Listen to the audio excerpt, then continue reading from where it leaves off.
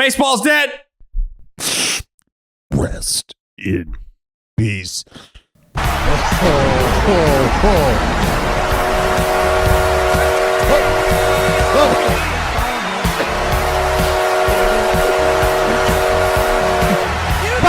is that Bobby Dynamite's music?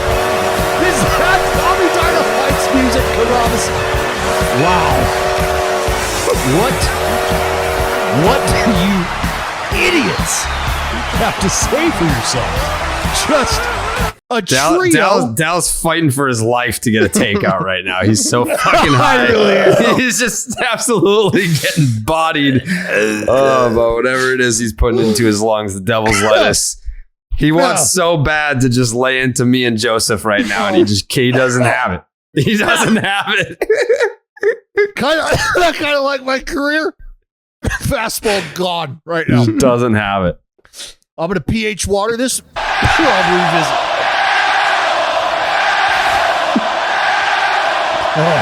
Get in the game, dude. There we go. Just had to lube the slide there. Yeah, please. Yeah. Back to you guys being fucking idiots. For what? For liking the Astros? Yeah, dude. Do you see my shirt? See what happened? Do you see the shirt? Yeah, that's cute. That's cute. Dusty motherfucking Baker. Learn about him. Woo! You just learned about him. You want to know what Dusty did? Go Stros. It's Ben Go Stros, dude. Dusty went home and sat there like evil Mr. Burns from The Simpsons, just fucking fingers together, going, oh, Smithers, wait until these sons of bitches see what I'm going to release tomorrow. They wanted to know why Lance McCullers was out there giving up tater after fucking tater. How about the second no-hitter in World Series history? Well, in my opinion, first no-hitter in World Series history. Yeah. Because the other one was a perfect game. Yeah, you can't get all bent out of shape when people are like, Dallas, I remember your no-hitter. You're like, I didn't throw a no-hitter. I don't know what you're talking about. I didn't throw a no-hitter. Well, that's a fact. I know, but you're trying to say that this was the second no-hitter when it's clearly the first. By your standards. I just clarified that. It took me 2 seconds to clarify that. I had to tee it up and then clarify because it's a combined no-hitter. You can't throw. Well, I guess you could throw. Don't listen to this guy, listeners. This guy's fucked up. This is what was waiting. When people started to question what Dusty Baker was doing yesterday, he knew, I got to save the pitching. Why? Well, I can't tell you why right now, but I know with all the dirt under my spikes and the experience under the bill of my cap, I know this is the move and why. I can't tell you why, but there's a why, and it took 24 hours for you to see the why. Dusty, playing fucking chess. Playing chess. Everybody else playing checkers. We've been even despite the picks for this particular series throughout the panel, we've always been a pro Dusty Baker podcast. That's first things first. But Cristian Javier, if you were to ask most people that have watched the Houston Astros this season, a decent amount, whether it's every game, call it, even half their games, who's the X factor in this series for Houston? I think a lot of people would have said Kyle Tucker coming into the series, but you would be a goddamn idiot to leave Cristian Javier off that list, somewhere near or at the top of that list. What was the statistic? Like in his last, whatever it was, like 13 outings, like hitters are like 8 for 114 against them or something like that. Like he just like, this is not an outlier. Like he absolutely just does not give up hits. No, the dude's filthy. He hasn't given up a run as a starter since September 7th. It's 2 months. It's a long time. He's gross, man. He's gross. Like there was a stretch. There was a stretch where it just felt like if you were going to draw a chart on how you were going to locate pitches and what those pitches were going to be, that's what he just went out and did. Like, all right, I'd like a fastball painted here. And he was like, no problem. Dialed it up. I'd like a slider expanded just off of that, out of the same tunnel, though, if you could, please. No problem. And just continued to do that. Like somebody was controlling, but he's that dude who's in control. He is absolutely that guy, pal. He's absolutely that guy. And he showed you tonight. I mean, 97 pitches, 6 innings. But when you're talking about... It felt like longer, though, didn't it? Like 6 no-hit innings. Like, it felt like he kind of like took it into the 7th at least. Well, it's because you're the energy. Everybody knows, like, you start paying attention to that. Honestly, like, one time through the lineup, you're going, all right, well, that was everybody, and we got nothing to show for it there. And then once you start to roll through the next 3 hitters, now everybody's like, oh, okay, like, we know what's going on.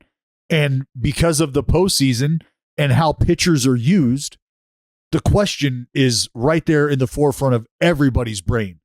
Pitch count, does he let him go? And from there it goes to how far does he let him go? Who's coming in after? Blah, blah, blah, blah. And so that's why the heightened sense of awareness in the moment is what it is. And it kind of probably did feel a little longer, like you went a little deeper. And that's just because you were on the edge of your seat a little sooner than you might be, which leads us into the question of, is it a big deal? Because I am on the record screaming it from the mountaintops. Your combined no-no in May, your combined no-no in August, don't care. Same. Don't care. Yeah. But I feel differently about this. Well, and go ahead, Joe. Sorry. I'm just saying there's been how many combined no-hitters this year? Probably like there's been at least 3. There were 2 this year. One was started by Aaron Nola, and then Cristian Javier was part of another one against the Yankees. Oh, well, no, because you're wrong because the Mets had one. No. I said there were 2 this year that involved. Yeah, okay. Like there were 2 this year that involved tonight's starters.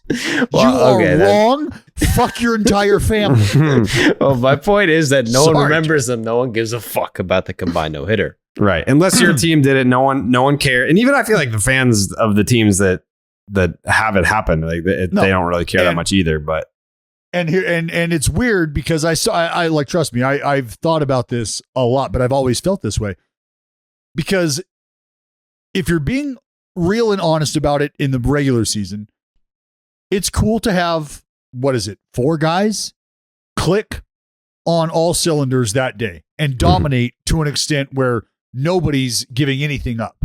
And the odds of having that many guys roll out with their A shit, or at least be able to get the outs and not have any damage done. I mean, I think the odds are that somebody's going to mess up. Somebody's going to give it up. The more hands you get involved, the more cooks in the kitchen, the better chance you have to botch the recipe. So I think that understanding that there's a degree of difficulty to it, understanding how the postseason works and the heightened sense of awareness per at bat, pitch to pitch. Now you start to appreciate each and every one of those dudes rolling out and dominating under these circumstances. The pressure is so much different. This is a completely different ballgame, folks. Completely different ballgame. And now this is where the romance effect comes into play as well. Because you're watching historical shit happen in the game's biggest moments. This is where stars are born. Say a couple of these dudes go on to just completely roll their balls out there every time they get called for the remainder of this series. And this is the jumping off point for them. Like, this is where guys start to gain a reputation, right? K-Rod was born in the postseason so many years ago. So this is, I love everything about it for really every reason why you would ignore it during the regular season. Yeah, I think, when it happens in the regular season, I'm like, whatever. Like, people, like, it happened a couple times this year, and I don't even, I think one happened I didn't even tweet about it. Really? No tweet about the fucking Mets one? I'm like, I don't care. But tonight, I think it's about how you word it, really. Like, am I going to remember where I was for the rest of my life when the Houston Astros no hit the Philadelphia Phillies in the World Series? No. But I think, to Dallas's point about the star factor, I think, because we're so tapped into Major League Baseball, if you're more on the outside, you're a regional fan, you're not a national fan, maybe you're not familiar with Cristian Javier, now you're going to know who the fuck he is. Like, you're going to remember his night, his performance. Maybe even tomorrow, you're not going to remember anyone other than maybe Ryan Presley, who came out of the bullpen after his performance. But you'll remember Cristian Javier. You remember that the Phillies got no hit in the World Series. But yeah, I mean, I'm not going to, like, I've been totally outspoken about not giving a single fuck about a combined no hitter. But I can't feel that way when it happens in the World Series, 1. When it's a star in the making, 2. And 3, the fact that it's happening after getting blown out 7-0. Like, it's coming off of that. How do you bounce back from having one of your frontline guys get whacked around? I'd say no hitting the team the next night is a pretty good answer. Pretty solid counterpunch there. So if you were looking for any sort of performance to motivate you, to inspire you, if it was going to come from one individual great, that's also what's important to me about this, is because it involves more than just one guy, because it is predominantly the starter's glory. Great. Outstanding. He did tremendous work. And then the reinforcements behind him came in. So the confidence that they gain from being a part of this achievement on this stage in this moment, this is like rejuvenating them, right? This is like them being able to kind of slow the game down within the game, within the series, and really get a feel for what they want to do, what they need to do. Like, it enhances the mindset and the outlook for the entire team, because the offense did enough. They put together the at-bats, and the staff did exactly what you wanted to see happen, coming off a game where, regardless of whether they knew what was coming, it fucking felt like it. Can I give credit to someone? Sure. Me? Christian Vázquez behind the dish tonight. I mean, yeah. Come on. Yeah, come on. Christian Vázquez. Round of applause. This motherfucker got traded to the Houston Astros at the trade deadline. Dusty Baker has this man picking splinters out of his ass for the whole second half of the season. He's just sitting there while fucking Maldonado's getting all the starts, all the innings, so that he can go out there and hit a $176. And then Christian Vázquez, when called upon, is behind the dish, putting down the 1s and 2s, and he calls a no-hitter in the World Series. Thank you, Christian. Yeah, that's great. How ironic. How ironic is that for Martin Maldonado? Yeah. Why? Because he's supposed to be known as the guy who can't hit, but he's just the guy behind the dish. He knows how to call a game. The guy's amazing. He frames like crazy. He's good for the pitchers. And then the one time he doesn't start, it's a no-hitter. I mean, that's Christian Vázquez effect. Take that into free agency.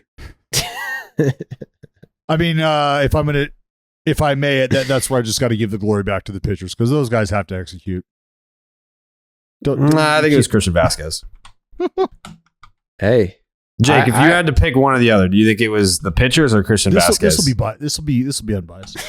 Yeah, that was all Vázquez. Yeah, I mean, come on. It was a combined no-hitter. You're talking about multiple pitchers. You're talking about one guy behind the plate. Well, I would give credit to our Lord and Savior Christ, because I don't know if you picked up on this, but pitcher and catcher's first name, Jesus Christian. Christian. Two That's Christians. a good point, I Joe. fucking knew it. Joey, as soon as you said it, I fucking knew it. First time World Series history. Oh my God. Good point. Well, no, it's not the first time World Series history that two Christians have squared off, Joe. That's probably a debatable statement, but in this sense, I'm first sticking with that. Yeah, no, that is tremendous, Joseph. That is great work. Fucking guy. Once upon a time, this was a tie game. This was a scoreless game going into the 5th inning. The Houston Astros only scored in one. Yeah, all the damage was done in one inning. Mm-hmm. 5th inning, you had Bregman showed up. Yeah. First of all, Jordan just got hit in the fucking ribs. So now it's 1-0. Alex Bregman comes up, bases loaded, 0-2 pitch. And listen, I'm not a guy that is known to toot my own horn. I'm not. No, But- I could 100% agree with that. Alex Bregman comes to the plate. He's facing a guy that throws 116 miles an hour. When's the last time you saw velocity like that? Spring training 2019, the Astros parking lot. And I'm not saying that I got his eye prepared for this at bat, but I pretty much got his eye prepared for this at bat. He comes up there. You can see him choked up a little bit. 0-2, gets a heater. What's he do, Dallas? He goes the other way, shoots the gap down the line. 2 runs are in. Now it's a 3-0 ball game. And that's not the end of it for the Houston Astros scoring. You had sac fly, Kyle Tucker, and then Yuli Gurriel, who, by the way, on the broadcast, when I heard that he was 37 years old? 30. Yeah. Get 38? I think 38, but either way. I gasped. Yeah. I gasped. I was like, what? 38 years old, base hit to left to make it a 5-0 ball game. And that was your final. All the runs, all the damage was done in the 5th inning for the Houston Astros. Yeah, all the excitement came on the mound, and it came with what Cristian Javier was doing. The offensive outburst was nice. If you wanted to get picky, you could talk about how there wasn't much offense after that. You could talk about how things kind of settled down and whether or not that scares you still. But I think that having the lineup put together, the at-bats they did in that moment, knowing that they needed it, they needed an outburst. They benefit more, I think, from that outburst if they can kind of ride that high, ride that feeling, sustain it, happy with the at-bats. If you can find, like Smoltz, something he said tonight that I agree with overall, like when watching video, like consume positive thoughts, consume positive energy. And if they can find the positives in their at-bats offensively, great. Couple that with what happened on the mound, and that's the momentum that I'm talking about, them being able to ride as a unit, as a team, having achieved this. They just took a picture on the field after the game. They had all the participants, including Christian Vázquez. They're all touching the ball like Space Jam. Love that. Yeah. Nice gesture. It's a nice gesture. But I wanted to, I don't know if this is a take. It's more just a gut feeling. But coming into tonight, I don't want to say that I thought whoever won Game 4 would go on to win the World Series. But whoever you were going to say it. No. Whoever won Game 4 has the best chance to win the World Series. And that's kind of stating the obvious because now it's a best of 3. 2 of those games would be in Houston. But if the Phillies not prepared. No. If the Phillies won Game 4, I think that they would have had a really, really fucking good chance at closing this thing out at 5. I can see you trying to snake out of your take here. No. Phil's in 7, dude. No, Phil's in 7. Nope. Phil's in 7. That's what it feels like. It's always been Phil's in 7. This thing's going back to Houston, which is the last thing the Phillies won. Please, Dallas. Like the last thing the Phillies wanted. Houston. You think Houston is a tough place to play? All the people that were tweeting from that game were like, it does not feel like a World Series game here. It has not been a hostile environment in Houston. Like, I don't know if it's like if the real fans are being priced out or if they're just bored of being in the World Series every single year. But the atmosphere in Houston for this World Series has not been energetic by any means. I think it's the contrast. It's just you see Philly's just so lit that it's crazy. You can't even. These are 2 different planets. 2 different planets, bro. 2 different planets. You know, one is like Pluto, just super small, calm, not much going on. And then Jared, the other one's like Uranus, just completely blown out and absolutely raucous. You know what I mean? A lot of rings, just a whole bunch of shit going on. Whoa. You said you're a Phillies fan, Jared. Come on, man. Bro. You got the bank. You want to talk about Phillies fans? Jared, the fucking planetary system got you a little excited. What do you? I mean, I do love planets. Not Pluto. but I do love planets. You started talking about Uranus. You got all excited. Yeah. I know. Did they, by the way, did they make Pluto a planet again? Like it was not a planet, but is it back to being a planet or is it still not a planet? No, it's relegated. It's still in Liga Series B. Not a planet, never will. That's kind of fucked up. Like who is the governing body that just gets to say who's a planet or not? There's a board science? of governors on it. Yeah, science. What you Governors and don't shit. trust science, dude? Yeah, No, not really. it's fucking science, dude. What Nah, else dude. you gonna trust? Yeah. Go with the government. I would go there. That'd be my You, second. That'd be- you Dallas the Braden, backup. or a trust No, the you think I'm government fucking guy? You think I'm serious right now when I say that? Jesus Christ. How do we get here? Can we get back to the fucking World Series? Dude, first of all, fuck Pluto. Back to baseball for a second. Some are saying fuck Uranus. No one's saying that.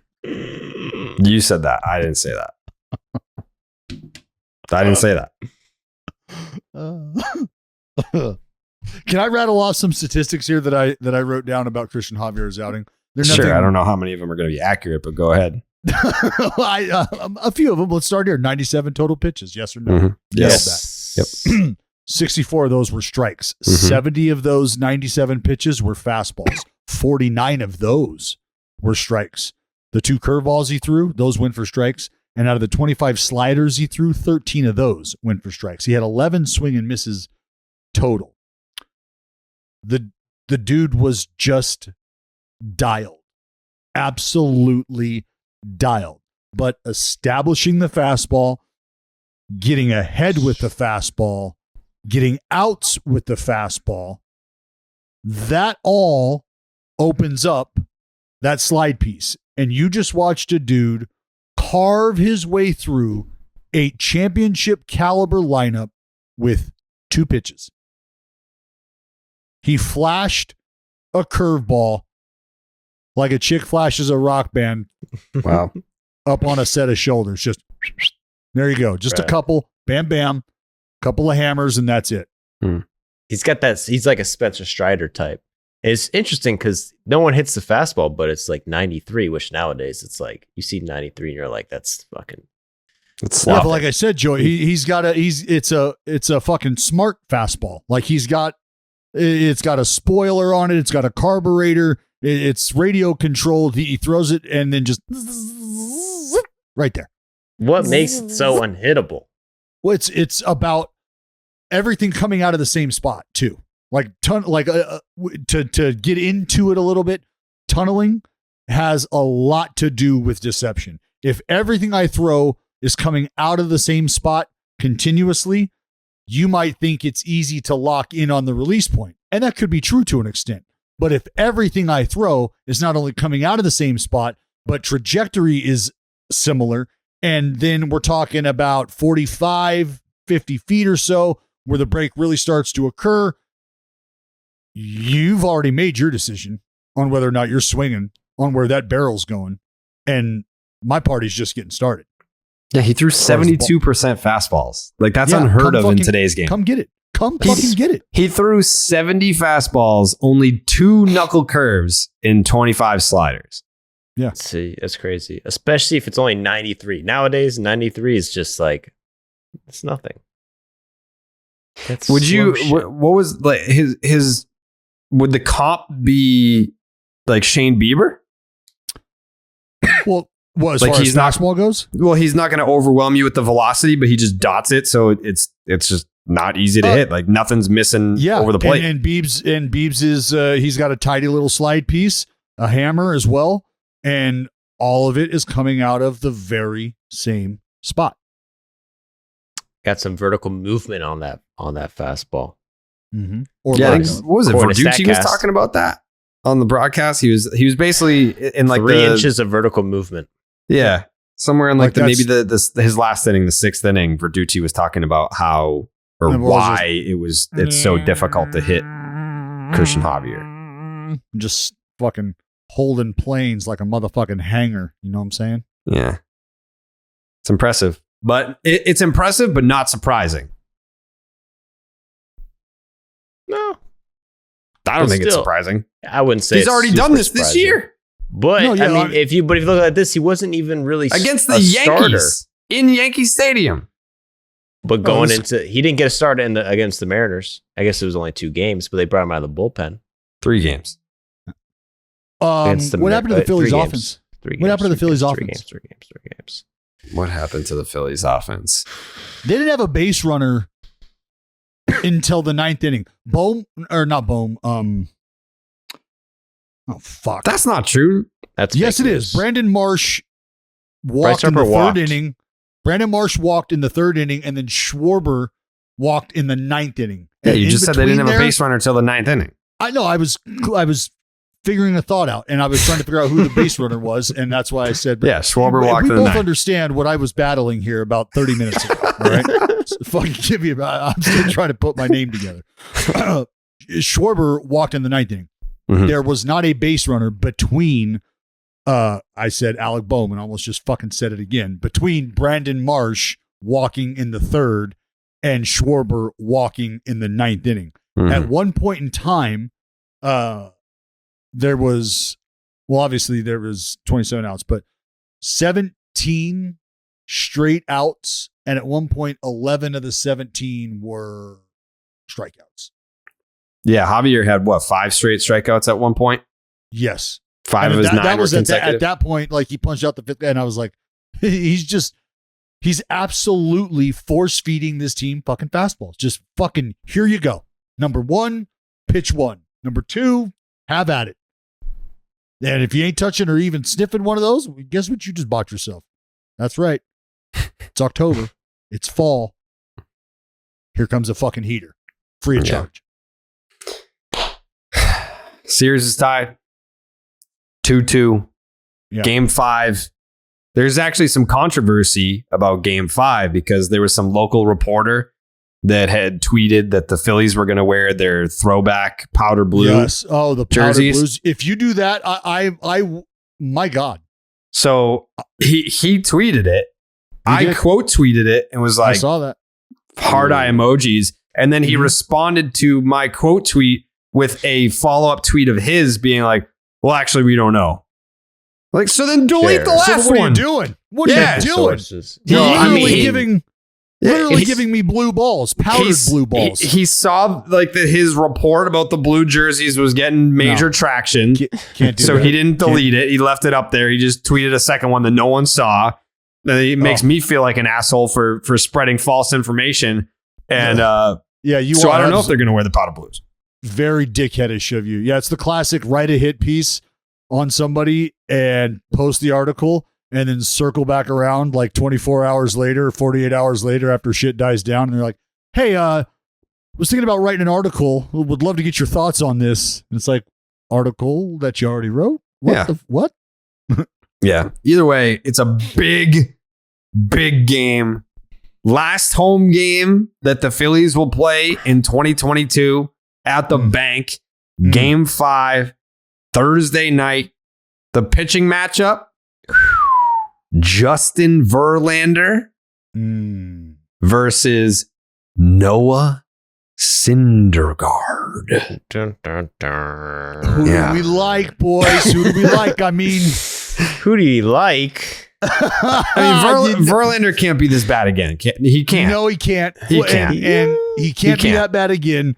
And this is where Justin Verlander, knowing he has a chance, because he's thinking, look, if I can send my team back to Houston with a dub under our belt, only having to win that first game back home, fucking book it, boys. Book it. This might be a case where Verlander walks in. He might come to the field in all black tomorrow. This is where Verlander walks in and just says, give me one. Give me one. Get me one, and we're getting on that fucking plane with a W, and we're going back to H-Town. Well, let me ask you this. The Houston Astros responded to giving up 5 homers and 7 runs by throwing a combined no-hitter. Mm-hmm. You would have to imagine that the Phillies have to respond to getting no hit by stepping up and doing something. I'm not saying that they're going to win. They're going to win convincingly, but I mean, they can't just fucking roll over here. Well, you absolutely can't. And this is where the argument comes into play. The argument that I will stand by, the hill I will die on. Give me your best team. Give me your hottest hitters. Put them all together. Give me a fucking dog on the mound. And I'm taking the pitcher. I'm taking the pitcher every time. I don't give a shit. Why? Because the ball is in his hand. You're talking about a first ballot, second Hall of Famer who has experienced some of the worst success or lack of worst luck on the biggest stage. The literal worst ERA in World Series history. But the World Series. Thanks, Jared. The literal worst. Where's it rank? Number 1. As far as the World Series has been around for about a decade before the Titanic was still a good idea. I thought it was still a good idea regardless. It's a great movie. But that's who this dude is, though. And that's what's staring him in the face is not the Kershaw level of can he even pitch in the postseason. This is specifically the World Series. Specifically. So with the opportunity to shut that shit down, quiet that noise, and do so, like, for me, this is where, like, you got to be, like, you talk about being a hunter and the idea of a wolf and a sheepdog, and you think you're a badass. What you think you're the wolf? Are you Let me explain to you. You think you're a wolf because you think you're the badass, sheepdog? The sheepdog. You're right. And you're thinking sheepdog. What? Sheepdog. What the hell? Just do some homework. Just do some homework on who wins that battle, okay? Do some homework on what the sheepdog represents. What's a sheepdog?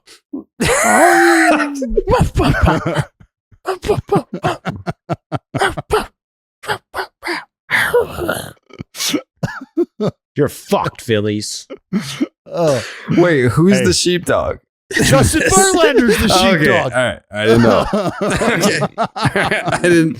And the Wolves are the Phillies, Jared. All right. I had to fucking come with a map on this. The wolf is at the door. The wolves are at the door. The pack is howling. Do it, Joe. Give me the howl.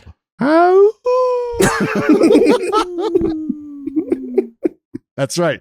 You fucking want to stare that down? Well, if you do, you go get yourself a sheepdog, Jared. I gotta go. Joe, There's tell no me what way that that's a sheepdog sounds real like. See, you don't fucking want none of that. that wolf you heard earlier wants none of that right there. This is a sheepdog? What the hell? Buddy, this is a smart. sheepdog? Buddy. That's a sheepdog. Yeah, they're good. Jared. Jesus. Wait, so the Justin Verlander is the sheepdog? That's right. That's right. So that's an insult then. I thought a sheepdog. I thought I was gonna look up like a nasty looking thing. Were like, you even listening, dude? Were you even listening? I was listening. I needed a visual aid. Well, now you got one. Yeah. Now you got one. Shit. What is our confidence level in Noah Syndergaard going into this? Well, on paper, it looks like the Phillies are fucked. But we've been saying this all postseason with the Phils. I mean, they get past Nola and Wheeler, and then it's like, who's next? Oh God. They, but what's going to happen? But hey, it's at home. Yeah. I mean, the odds are going to give it to the Astros, but really, Syndergaard's pitched well this postseason. He has sub 2, and it's the bank.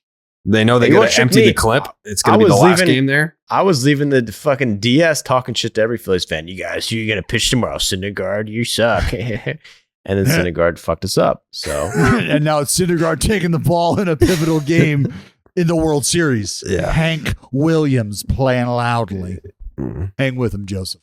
Confidence probably higher with Verlander, no doubt. I just think that it's been, I mean, Justin Verlander doesn't need me to want him to do better for his legacy. Like, Kershaw didn't need it either, but just Kershaw's left-handed, and I couldn't live in a world where Clayton Kershaw wasn't a world champion, and I don't have to live in that world.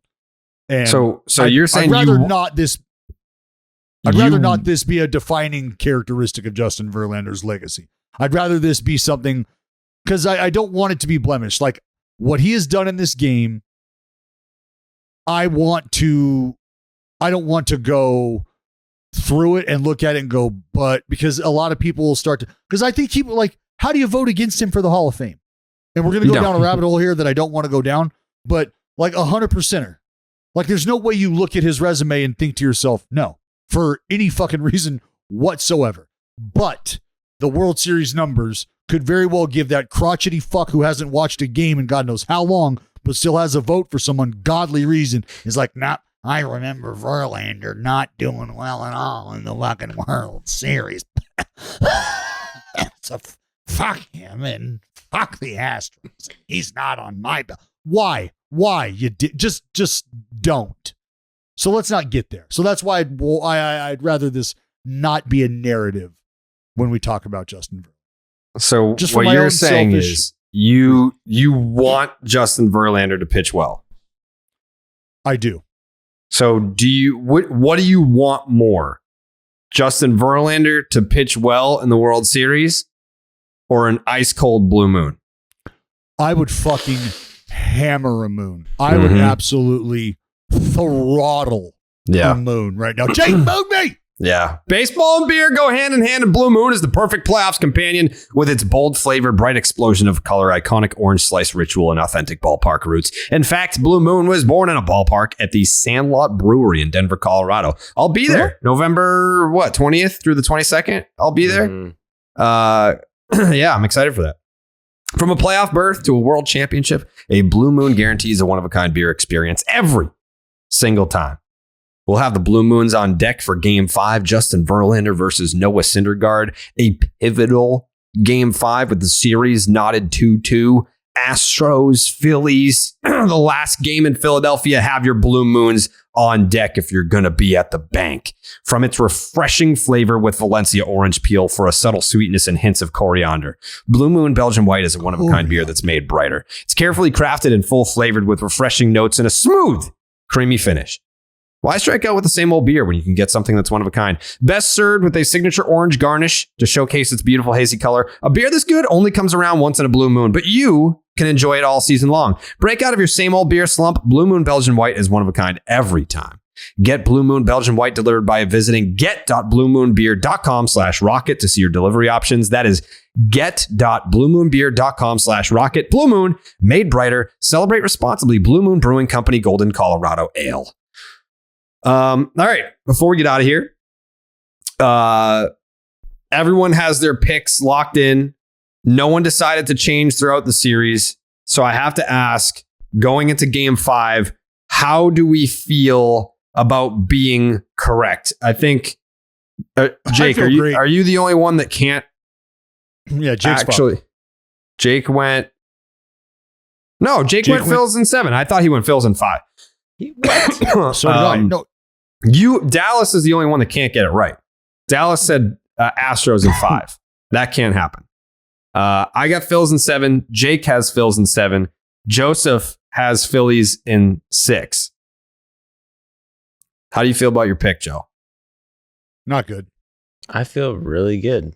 Yeah. I feel good. I picked my MVP. It's already correct pretty much. So who's your MVP pick? I picked Marsh and Real Muto and Schwarber. I picked Schwarber. Well, how's Schwarber and Real Muto doing?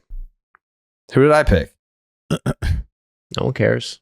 No one cares. I got my picks in, and they're looking good. It doesn't. It matters.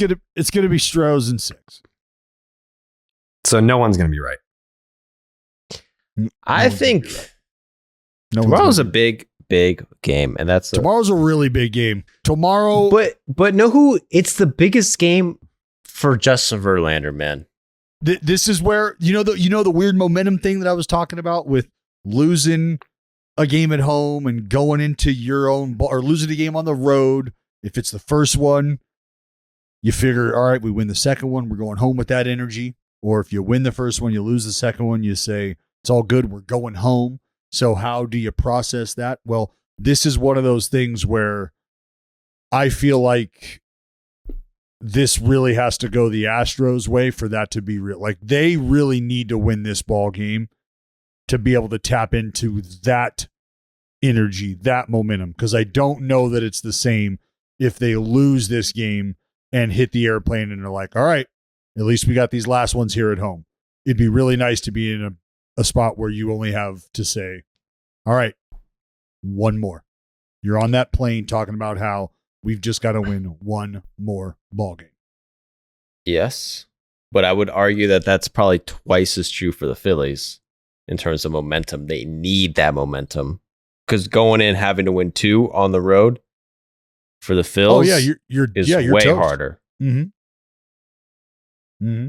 And you got Absolutely. a big bad Justin Verlander staring down your fucking guts. The fucking Big old sheepdog. sheepdog. Sheep wolf dog. The sheep wolf dog. I also wanted to shout out real quickly Jeremy Pena, Mr. motherfucking Pena. Yeah, what do you do? To you, Joseph. Yeah. The first rookie shortstop to gather a hit in each of his first 4 World Series games. First fellow by the name of Maury Wells. So, Jeremy Pena, a.k.a. Mr. Pena. The pain train. It looked bad for a second there. That's right. And then also, missed a bunt. it's all good. It's all good. I'll But tell him on a serious note for me, Alex Bregman, you saw everybody do the Stand Up for Cancer. They're holding signs, people in their lives that have been affected and who they're thinking of in the moment. The Texas Tech Red Raider family lost one of the most beautiful souls to ever walk this earth in a man named Cody Fuller, who was my center fielder, was also a badass wide receiver on the football team. Just if you could draw a human and pick from the tree of characteristics you want this person to walk around earth with so that they can touch other people, he had every one of them, and he had elements to him that haven't been discovered yet. And Alex Bregman had his name written down. And like, I'm in a group chat with old teammates, and like, it was fucking awesome to see. So, all bullshit aside, Bregs, you're a real one for that. Very, very, very, very much appreciated. Bregman's a good dude. People Yes, he is. obviously wear him out for 2017, but he's been nothing but great to us. We got to get him back on the podcast. I feel like that was one of those things that we discussed that with him. Well, I think after the scandal broke in I'm telling 19? you right now, my first question.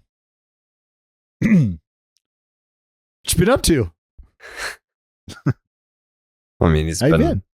Obviously he's been having unprotected sex. He's a father now. Yes, he is. Fucking trophy. Yeah. So he's got a kid. A lot has changed in his life since then. Since the last time that we had him on the podcast. But I feel like Fucker still owes me salsa. Unbelievable. if he were to do some sort of full length sit down, this would probably be the place to do it. So I've actually I forgot to tell you. I'll tell you offline, Dallas. But Okay, tell me. I've kind of gotten the ball rolling on spring training. I've been in touch with some old friends. A little friend by Lofty Two Tunes. We've been in touch. Oh God. Yeah. Oh, little Two Tunes. Two Tunes. I can't wait. Yeah, it's gonna be great. Jake's takes.